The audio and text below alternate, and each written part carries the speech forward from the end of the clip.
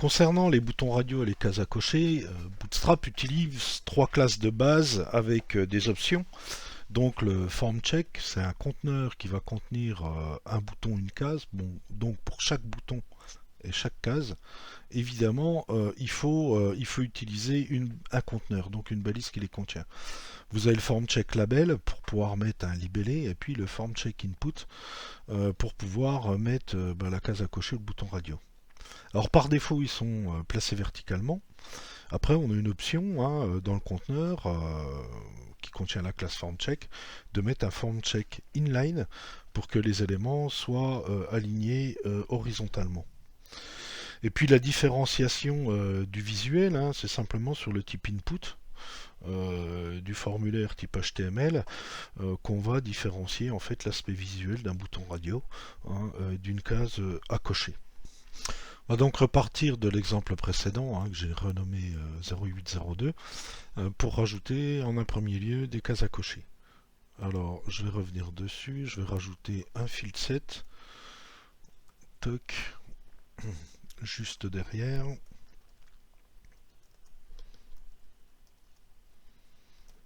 Voilà. Ok. Et puis ça va être par exemple pour demander l'inscription à une newsletter.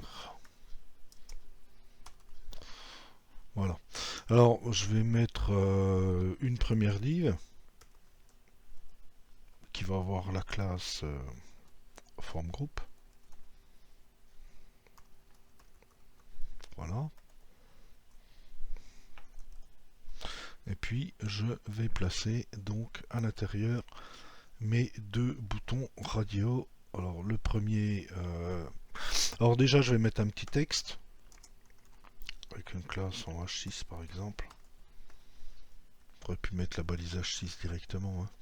Et puis ici je vais demander désirez-vous vous inscrire à notre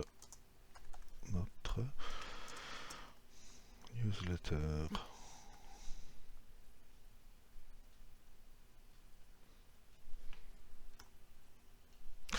Ok, avec un point d'exclamation.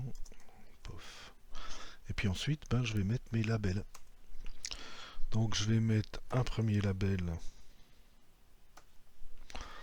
Voilà. Alors évidemment, l'input est compris dans le label avec les boutons radio.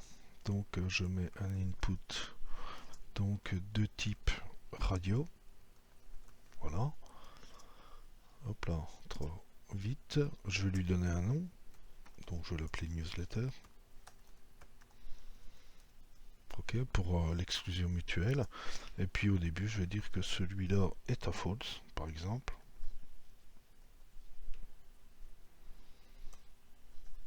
Et puis ici,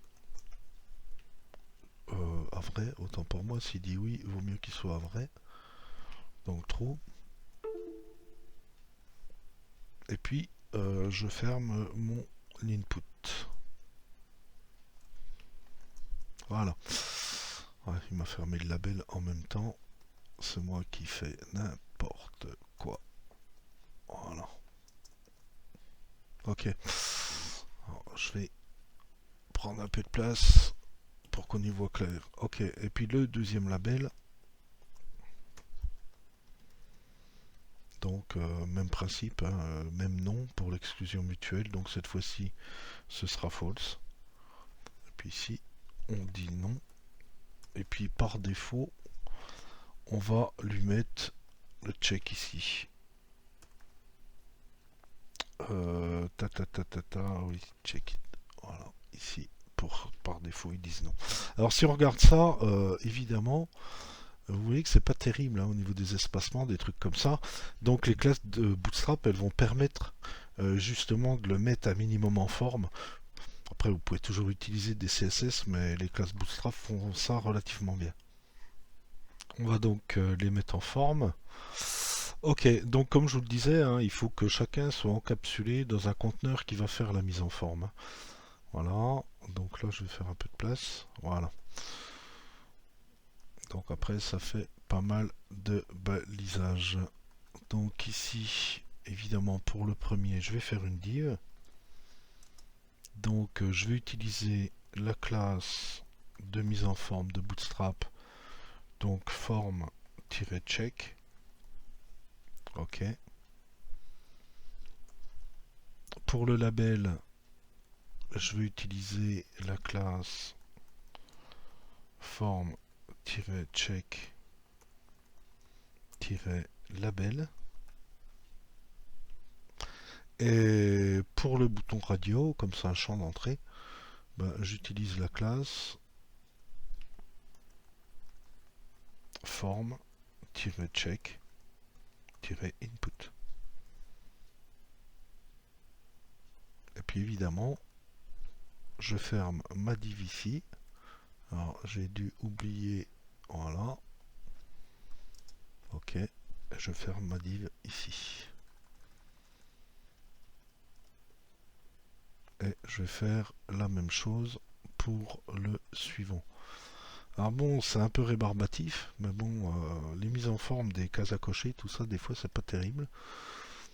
Donc ça, je vais faire la même chose. Je vais pas m'embêter. Je vais récupérer ça. Et puis, je vais carrément changer les valeurs. Donc ici, non. Et donc ici, false. Ok. Alors si on regarde le résultat, hein, par rapport à ça, c'est pas terrible. Voilà. Alors lui, ah oui, j'ai oublié le check sur le bouton par défaut. Je vais le remettre. Donc voilà, donc c'est déjà beaucoup mieux. Et puis ensuite, on a la possibilité de faire un form check inline, hein, pour les éléments. Alors il faut le faire pour les deux, hein. Donc form-check-inline. Voilà. Alors ne mettez pas form check inline tout seul, hein, vous êtes obligé d'avoir en plus la classe form check avec. Et puis ici j'avais aussi l'option check pour le nom.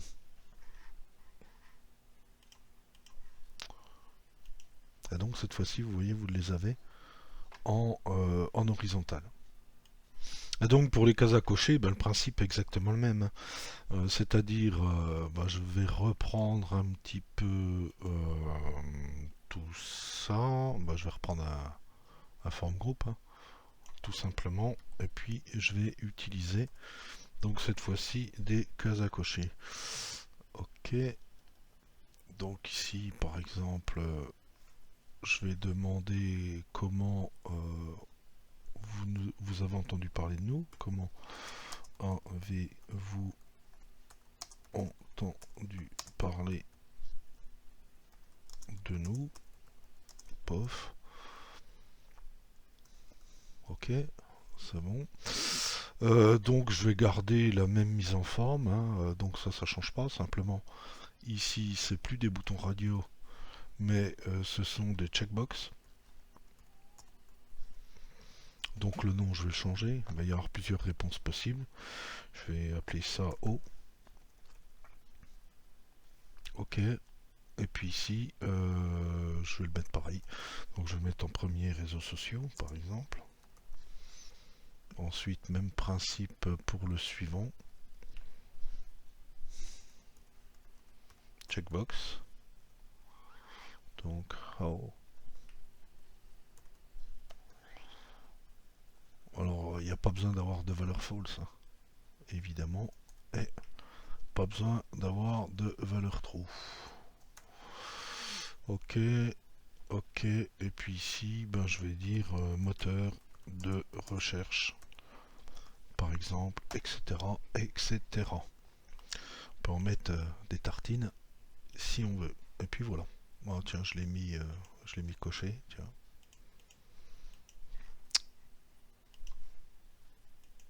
Oui, je l'ai mis coché ici.